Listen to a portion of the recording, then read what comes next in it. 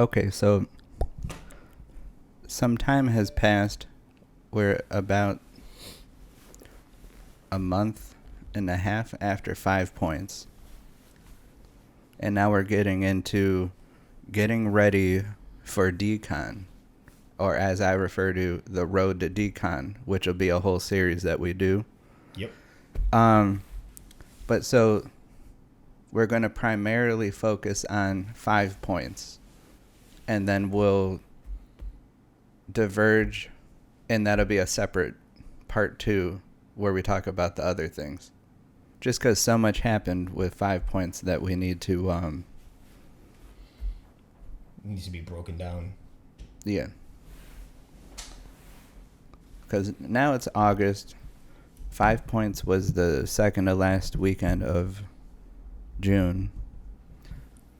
Relocated from the first weekend of June. And they had problems with their venue, which I think we might have mentioned in our show we did right before that one. And then our episode of this before we did that event. Right.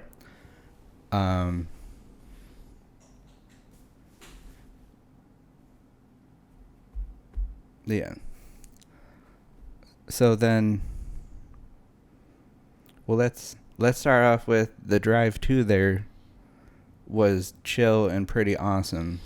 Once we got into New Jersey, it started getting annoying. And then driving in New York is insane. Not for me. Yeah. I don't know who it's for, but it's definitely not for me. Definitely adds to the stories, you know. Oh yeah. I'll let you get into the process of finding a place to park. And this is coming from people who don't live in New York, never really been there, like, you know, for something like this. Yeah, we just kept driving and driving. Everything turned into a one-way. GPS likes to, you know, pop us out on random streets. You know, we eventually found parking, but, you know, then there were rules about street sweepers. You can't park here and there. So we ended up having to hide out in Target's parking lot until about 10 at night, and then kind of dip out and find like a late night parking spot.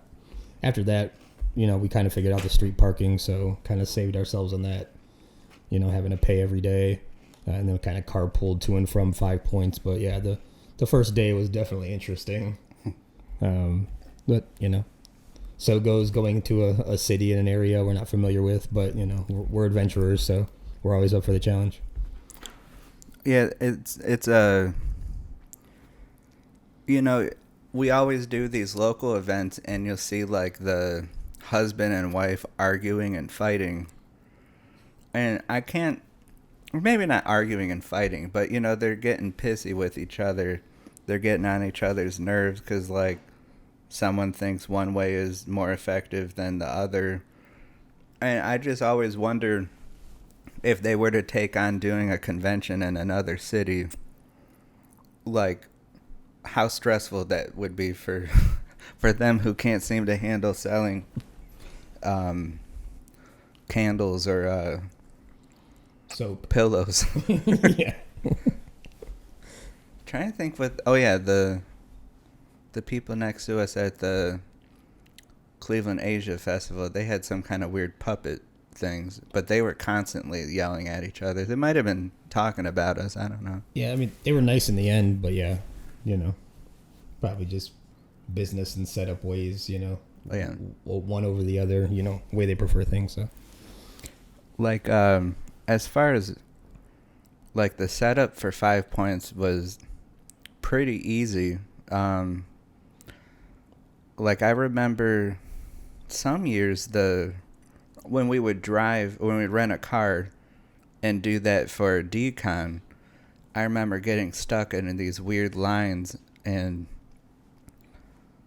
you know, that being difficult, where with this, we just brought the stuff in, which is, you know, how it should be. Not 5 points. Fan Expo is always difficult. Yeah, but at least that one's all indoor. You know, Right. it's in general. That's nothing new. We just had to figure out where to be at. Where this one, like, Oh yeah, forgot about yeah, that fun tidbit. So it turns out, 5 Points is at, well, for this year it was at a place called Zero Space, and when you put Zero Space into Google, the first one that comes up turns out, after looking into it, we just thought, I was like, Zero Space, okay, let's go. That 7 miles, that sounds about right. I don't know. New York is giant. And where I'm like, I think we're crossing bridges that I don't think we're supposed to. Like, the big buildings are getting bigger. mm-hmm. This is making me nervous. So it turns out, after looking into it way after the fact, that turns out there's a bar in Manhattan. Yeah, in Manhattan called Zero Space. And then there's a event place in Brooklyn called Zero Space. Right. So, well, we went to that, and then it took another 50 minutes to get back. But we were there early enough that it didn't really affect our setting up and all that. But the one dude we know made the same mistake, except he booked his hotel like across the street from the bar, and things were really disjointed as far as like things to do afterwards. Like, there wasn't an official after party. Yep. And it was just kind of like loose like that. But it turned out that the event venue, space wise, was decent. Like, it worked for what we needed, but the air circulation Was zero. was horrible. And they had these giant, like, 6 foot by 6 foot fans that they would roll out, and there was still dead areas that people were just Roasting. yeah. Yeah, we ended up like in the back area, and there was zero circulation. Like, some people got lucky, and they were just happened to be on an aisle where they could have it pointed, but it was just in a general aisle as opposed to even be feeling it at their booth. So, yeah, we ended up being around the back corner. Like, it eventually got, after enough people, brought it up, we got one in our back area. But, at that point, like, some people were saying they were just uncomfortable, like, as a guest being there. So they, kind of seemed like traffic got shorter as the day went, like, where people normally hang out for the art and things like that, the battles. And, the beer and cold drinks and things like that didn't even seem to be helping.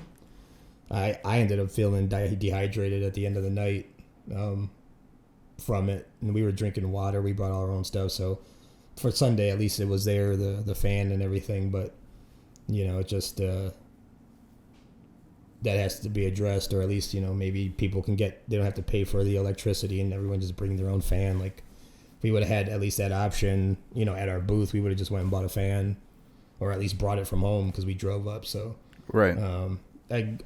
Sure, it comes with being in a new space, a new place, that's understandable, but it's the middle of summer, so like you kind of have to already plan for that, or just plan for paying for all the AC, for the weekend, so.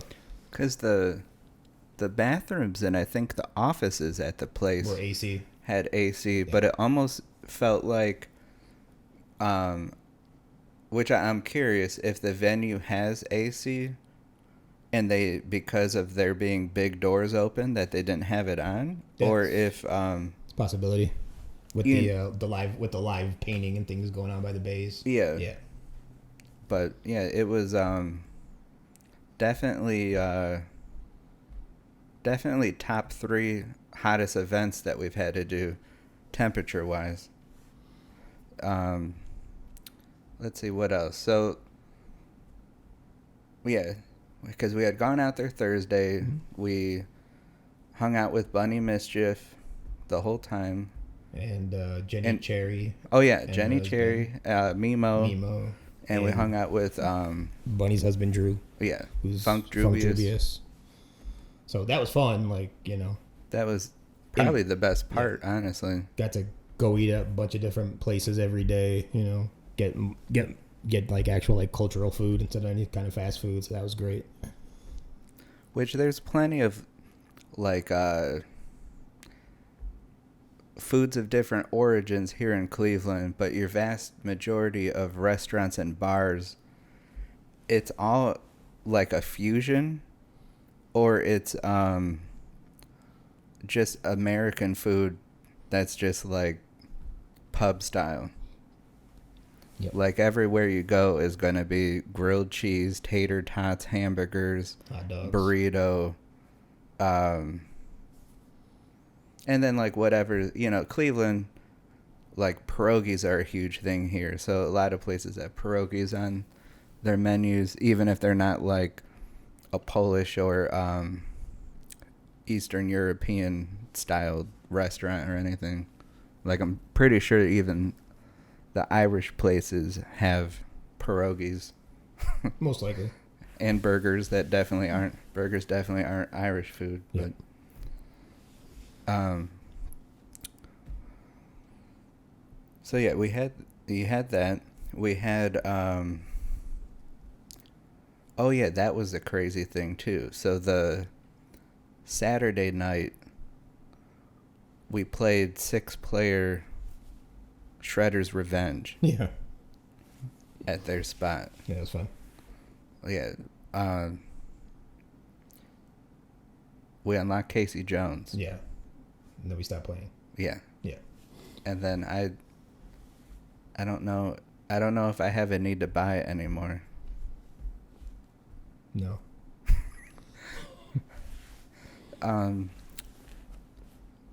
Oh yeah, and so then you never know how days are going to be, where like in the instance of Decon last year, typically things would be slow during the VIP time on Friday, and then Saturday would be crazy, and then Sunday would be slower. Right. And in the case of Decon last year, like sold a bunch of stuff Friday, Saturday was slow, but then sold almost all the money I made on the Sunday. Yeah.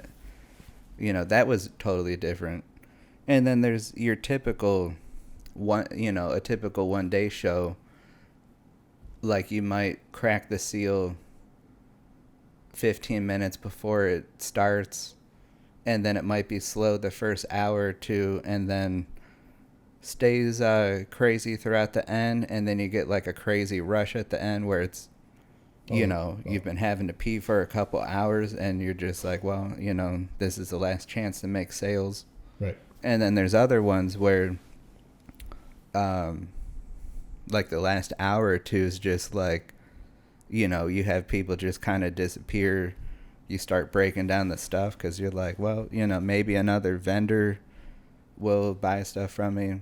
So going into 5 Points, it being a crazy hot, where people had told us that word had got around that people who had tickets for Sunday or planning to go Sunday had heard that it was so hot that they were just like, and didn't come. But so going into it, you never know what it's going to turn out to be. And I mean, I ended up being pretty balanced out. But when I did my walkthrough video, which we'll link on this, which has been up since shortly after it, it was already kind of just everyone just hanging out, and then the people who were left there were just watching the live art being done. Yeah. That's I think was keeping people engaged. So some people will like watch a battle and then go walk around and then know that somebody else they wanted to see do it was maybe another battle after that. So then they had their chance to walk around, eat food, drink, whatever, and then come back. So like the center area was nice. But then when all the bodies were in it, I can only imagine it was probably super hot there too. Like in our area, we kind of had to wait for everyone to kind of make the rounds, So like we were in a general area back there. Once people were back there, it was nice. So you just had like waves of people, which is how any con usually goes. But having at least the like we brought the D12 capes this time, so we brought a couple of these, so at least we had like a better display to kind of grab people's eyes from afar, which like we can't do that at Decon because we fly out there. Right. So we kind of took advantage of that. So it had things out for people to look at, and then we had the table for other stuff. And we brought our records this time, which we haven't had at a con for years now, outside of here at home. They did all right. We just kind of wanted to bring something else from home that we do outside of just the toys, on the art side of things. Which the people that were stoked were Really super yeah. excited about it. Especially since we did a bunch that were on like one-off color pressed vinyl that looked like tie-dye or random abstract colors, and then we just threw a character on it and then just was like, that's the only one like that. Right. And some of them were transparent. And then, if anyone was a tattoo artist at it, reach out to us because I'm really curious what your experience was like. Just because it was in this middle area, and by the time I was over there, I didn't really see anyone getting work done. So I'm just curious how that went for you. Yeah, I personally, every time I walked by, I didn't see anything getting done or hear it, because that's a distinct noise. Oh, right. So like I'm not sure if you would just kind of set that up via appointment prior to just get your thing. I know it's probably just more walk-in basis because they have the kind of flash that they create there, but I'm not sure if even they were there the whole day. Maybe they had like hour blocks where they were just there and do stuff and then get out. So because it was, you had this area that was like the center of like the live art, the stage, and all that. But when there's a lot of bodies there, I'm not sure if your average person is nervous of the attention, where like normally you might have a like a curtain, like if a dude wants to get I don't know, CZ's logo on their balls, obviously you're not gonna do that in public. Yeah. I mean, I don't know. I mean, there's a dude that has my name tattooed on his ass. That's facts. I'll put the picture right here. Yeah, they I mean, with it's a long story. With the tattoo conventions, that's more commonplace, because that's what you're there for. Right. Where like this is kind of like, okay, you can get the artists that are, in the community or they had do flash go, and now you can get their stuff as a fan tattooed on you at the event. But like, it probably was, just had to be certain, amenable body parts because like there are kids walking around. Right. Like tattoos in themselves aren't bad, but again, like, I mean, obviously most people are getting their legs and arms with, some kind of 1 inch by 1 inch thing of whatever it was. Like I had thought about getting the Tara's skull flower, but I don't know. I think they were all minimum 150 or something like for that. like for that size, which isn't bad. That's about tattoo con price for something like that you're just getting like with bangers. Right. But yeah, I didn't some of them I didn't even realize what was on them until like after the fact. I went back and looked and I was like, oh, I didn't see that page, but I'm kind of full. I have minimal spots on my arms, so I was like, well, face tats. Yeah, I'll wait till I get home and I'll address that better here. But yeah, I mean it's a cool option, like this dude's balls are all fully tatted up. Yeah. No more room. Yeah. Yeah, it's all invisible ink. Yeah, so that's it's cool to have it. Some people may not want a toy, but might go for, oh, this is something different. Let me get the tattoo. And now they have it on them, and that's, a way to support the artist, type thing. So it's cool. I just, when I walked by, like every time I walked by, I didn't hear any gun, the machines going. Right. So I know they have the pens now, and those are a little bit more silent than the actual like classic ones, but I'm just genuinely curious. Yeah. I'm not hating on the idea. Yeah, so there's that. There was uh Chris RWK painted the Him and Zero Pro. yeah, they painted that The, box truck yeah, or moving truck. truck. Yeah. So there's a moving company in New York that their thing is having artist painted moving trucks. So instead of like U-Haul and there being the state, you have like legally commissioned murals. Mm-hmm. So that I thought that was pretty cool once I realized that's what it was. Yeah, with the the robots will kill and the Zero Pro PJ, but it was like a United We Stand, I think is what it said. So it was just kind of a stacked crowd of alternating of their characters. It was really cool, like really really punchy. Like both of them are like really awesome graffiti artists. So it was cool to kind of peek ahead out and see where they were at as the time went. I shattered my Apple Watch, which look at my new one. Oh yeah, that's right.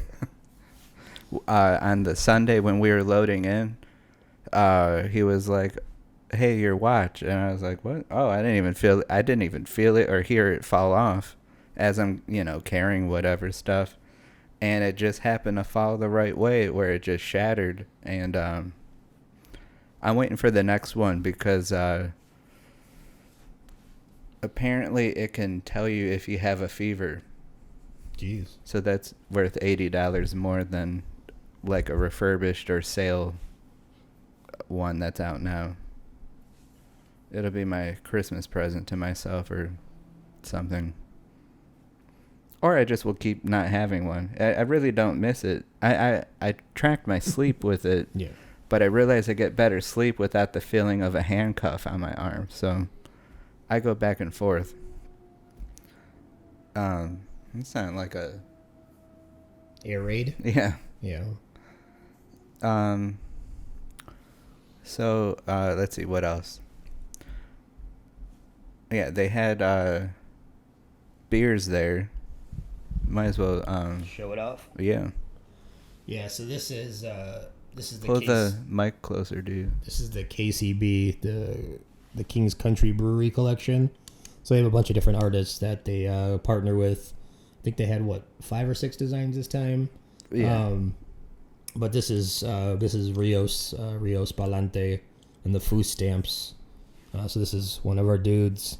So he also has Demonio, and this one is that's Bodega Blade and Screwface on it. So it's like a killer can just to have after, but we haven't tried it yet. We wanted to save it to kind of show it off and try it out. So they have these awesome, things for some of the artists that get to do the collaborative effort with KCB for the event. So this one, yeah, we got this, and then Rios recently just released his own chips too, so he kind of hopped into the whole bodega feel. So you got this one's Bodega Blade Barbecue. Comes with a sticker on the back, eating the noodles, and then you also have the sour cream and cheddar. So this is the screw face one. I like that. Yeah, so it's pretty awesome. So we figured, we want to give him out, shout out. He sold out of them, which is awesome, but has them signed, and it's just, awesome where you can see the artist growing in the community, and this ties directly into his story, which is just genius. So yeah. We'll be trying these later. We don't want to eat on microphone. We'll make it a separate episode. It'll be a short. Here's us chopping on chips. Yeah, no ASMR right now. One random thing too. We got Snailians. Yeah, so that's the Sofubi Snailian by TNT Plastic, partnering with Tenacious Toys. So that's a blue to a green glow marbling. So all the green is actually like a marbled glow in it. It's awesome. They're 6 inches. I think that's sold out. All the 10 they had there sold out over the weekend. I'm not sure if there are any more, but they would be on Tenacious Toys. Just search Snailian. Oh yeah, this was because of the blue. This was the Tenacious Toys colorway. Yeah, because I think they had another colorway. It was either pink or it's like a marbled like orange and pink, I think was the previous one. But yeah, the Snailian's awesome in that size. But that's a really good pickup. The It was it was Mile High Safubi produced it. Yeah, it's And great. then, It's fantastic work. TNT Plastics. So Mile High Safubi made it, but Right. TNT Plastics produced it. Yeah, well, that's their character. They actually are known for having them in resin pieces, like 3 to 4 inches, and then they have the minis. But this is I believe this is their first Sofubi, and they did their classic Snailian, and it came out awesome. And then Tenacious Toys couldn't be there in person, and so Fat Dad's Toys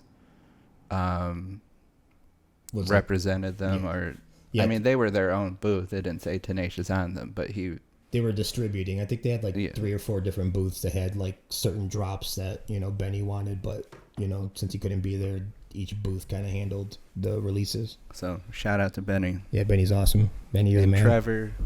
And Trevor, And, Tommy, oh yeah, TNT, and Fat Dads. Fat Dads. Oh yeah, another thing too.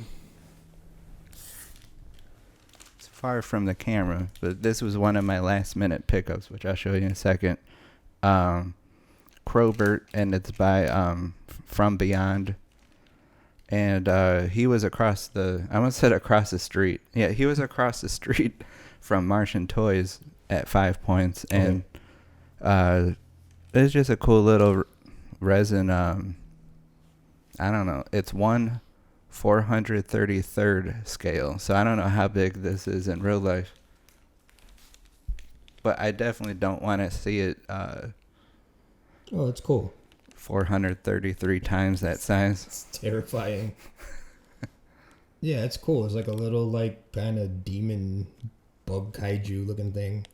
It's a like metallic blue, like the actual painted colorway would be cool, but that's a really cool colorway. Well, yeah, it was just kind of random. Yeah.